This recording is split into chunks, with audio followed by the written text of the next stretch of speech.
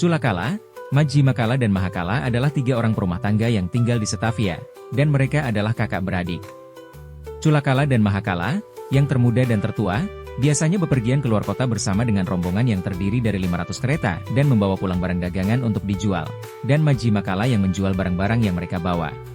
Pada suatu ketika, kedua bersaudara itu membawa berbagai jenis barang dagangan di dalam 500 kereta mereka, berangkat menuju ke Savatthi dan berhenti di pertengahan jalan antara Savatthi dan Jetavana, melepaskan kereta mereka. Pada sore itu, Mahakala melihat para murid suci, penduduk di Savatthi, dengan kalung bunga dan wewangian di tangan mereka, pergi untuk mendengar khotbah. Kemanakah mereka pergi? Dia bertanya. Mendengar jawaban bahwa mereka pergi mendengarkan khotbah, dia berpikir, saya akan pergi juga. Jadi, dia berkata kepada adik bungsunya, adikku, jagalah kereta-kereta ini, saya akan pergi mendengar khotbah. Setelah berkata demikian, dia pun pergi dan memberi penghormatan kepada Buddha dan duduk di luar lingkaran kelompok umat yang mendengar khotbah. Pada hari itu, Begawan membabarkan khotbah secara berurutan yang merujuk kepada kualitas batin Mahakala, dan mengutip sutta.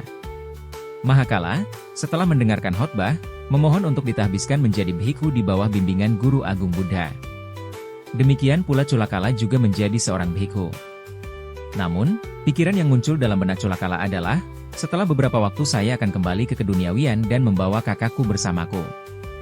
Beberapa waktu kemudian, Mahakala membuat pernyataan penuhnya, mendatangi Begawan, dan bertanya kepada beliau, berapa banyak kewajiban yang ada di dalam agama ini? Begawan memberitahu dia bahwa ada 2 kewajiban. Mahakala berkata, Yang mulia, karena saya menjadi seorang bhikkhu di usia tua saya tidak akan bisa memenuhi kewajiban untuk belajar, tetapi saya bisa memenuhi kewajiban untuk bermeditasi. Maka Begawan pun membimbingnya dalam praktik meditasi di daerah pekuburan, yang menuntunnya hingga mencapai tingkat kesucian arahat. Ketika Mahakala mencapai kesucian arahat, Buddha yang dikelilingi oleh kumpulan para bhikkhu, bepergian dari satu tempat ke tempat lain, akhirnya tiba di Setavia dan memasuki hutan Simsapa. Para istri Culakala yang mendengar bahwa Buddha telah sampai, berpikir, sekarang kami akan mengambil kembali suami kami. Oleh karena itu, mereka pun pergi dan mengundang Buddha. Pada saat itu, ketika ada sebuah undangan yang ditujukan kepada Buddha, sudah menjadi kebiasaan bagi seorang bhikkhu tertentu untuk pergi dulu dan memberikan arahan, untuk pengaturan tempat duduk Buddha dan para muridnya. Ketika Culakala pulang ke rumah untuk mempersiapkan pemberian derma, para istrinya merobek jubahnya. 8 istri Mahakala juga berpikir bahwa mereka juga bisa mendapatkan kembali suami mereka. Pada suatu hari, mereka merencanakan sebuah pemberian derma kepada Buddha dan para muridnya.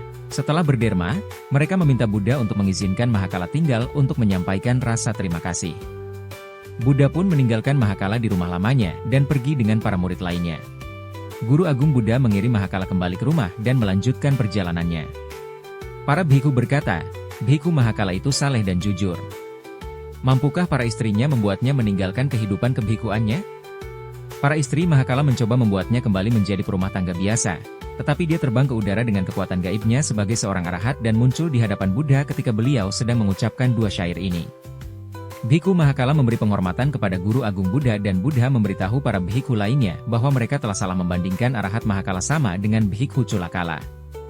La yang hidup mendambakan kenikmatan, indranya tidak terkendali, makan tidak mengenal batas, malas dan tidak bersemangat marah, penggoda, pasti menaklukkannya, sama seperti angin menumbangkan pohon yang rapuh.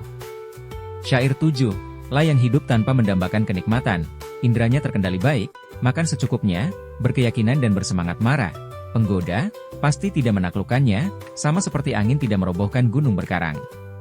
Syair 8. Jika kamu suka video ini, jangan lupa untuk like dan subscribe untuk lebih banyak cerita indah.